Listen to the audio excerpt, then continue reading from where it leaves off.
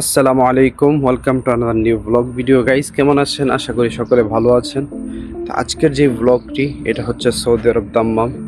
তো আমার এটা ফার্স্ট ব্লগ, সবাই একটু লাইক, ফলো, সাবস্ক্রাইব করবেন।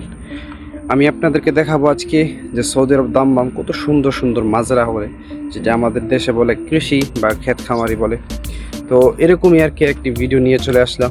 তো যাদের কাছে ভালো লাগবে অবশ্যই একটা লাইক, কমেন্ট, শেয়ার, সাবস্ক্রাইব করবেন। তো আমি আপনাদেরকে দেখাচ্ছি যে সৌদি আরব মাজরাগুলো কিরকম হয়ে থাকে। তো দেখতে থাকুন। তো গাইস, স্টার্ট করলাম। এটা হচ্ছে মাজরার ভিতরে আর কি। তো এই যে দেখছেন খেজুর, খেজুর তো মানে সৌদি আরবে এটা থাকতেই হবে একটা ক্ষেত খামারের ভিতরে।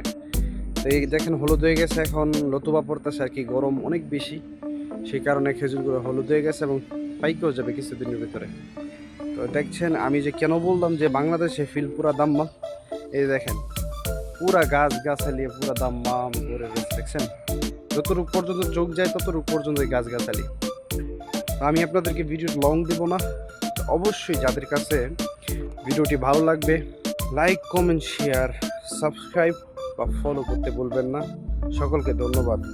আসসালামু আলাইকুম।